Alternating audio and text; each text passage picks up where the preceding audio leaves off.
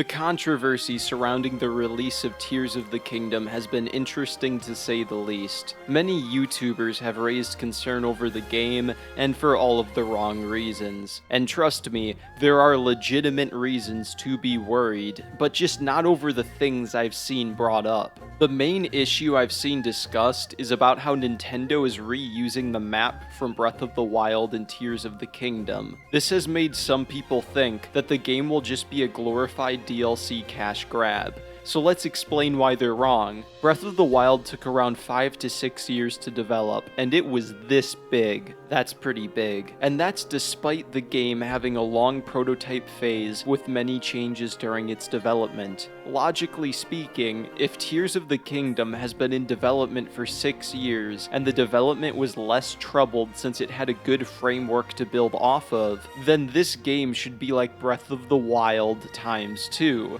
Think Pokemon Gen 2, where you revisit the first generation's map at the end of the game. Tears of the Kingdom should be like if the giant game known as Breath of the Wild that we already played had another Breath of the Wild thrown on top of it. Now, if I'm wrong and there's barely any new content, then I'll leave a scathing critique wondering where all the Breath of the Wild money went. But I have a sneaking suspicion that Nintendo is playing their cards close to their chest with this one. I think that the third trailer was only a glimpse at what Nintendo has in store for us. So, if I'm not worried about Tears of the Kingdom lacking content, then what am I complaining about in this video? It's simple: late game combat. It's no secret that the Zelda series has had a problem with keeping their combat consistently difficult and interesting into the late game, but Breath of the Wild was a new low for the series. You had infinite healing in the pause menu combined with Divine Beast powers, which sort of made me unkillable by the end game. Also, the fusion ability looks really cool, but if I'm gonna have a store of amazing weapons by the end game, then I might not be using the fusion ability as much as I want to. Aonuma said something that worried me in his gameplay demo after he killed a robot with fusion. Even if you struggle with combat, you can take down enemies using similar methods. It's great that the fusion ability can serve as a difficulty option for those who struggle with combat,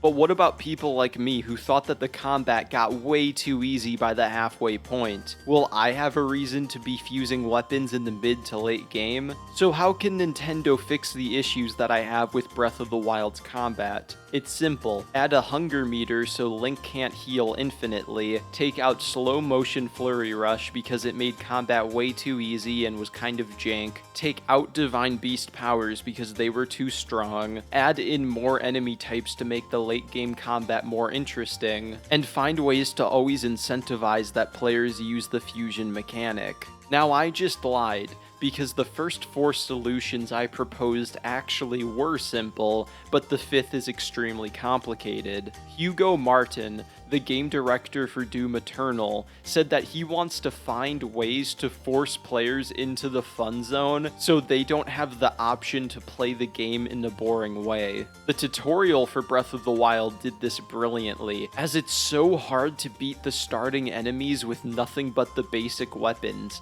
that you're bound to start experimenting with bombs, boulders, explosive arrows, airstrikes, and more to overcome the difficulty. So how could Nintendo force players into the fun zone throughout all of Tears of the Kingdom, where you are constantly encouraged to use the fusion ability in fun and creative ways? My best answer is to create challenges throughout the entire game that are almost impossible to overcome without the fusion mechanic.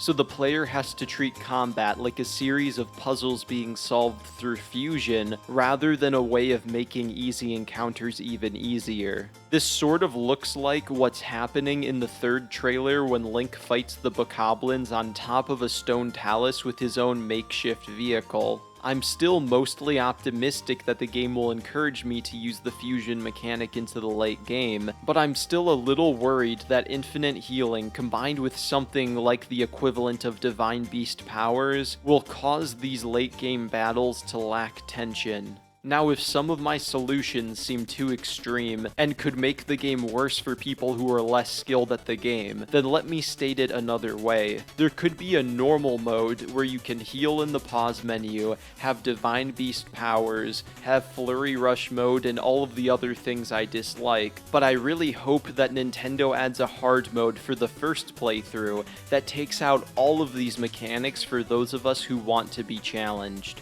If one or two of my proposed solutions aren't in Tears of the Kingdom in any form, not even in a hard mode, will it be ruined? No, of course not. We'll all still have loads of fun exploring the new content, solving the new puzzles, and building fun makeshift cars and planes like it's Grand Theft Auto Hyrule Edition. However, is there a part of me that's worried that I will play another Breath of the Wild, where the first 25 hours are a 10 out of 10 before I become so overpowered and have so many cooking recipes completed that nothing in Hyrule can hurt me? Yes, I'm still a bit worried.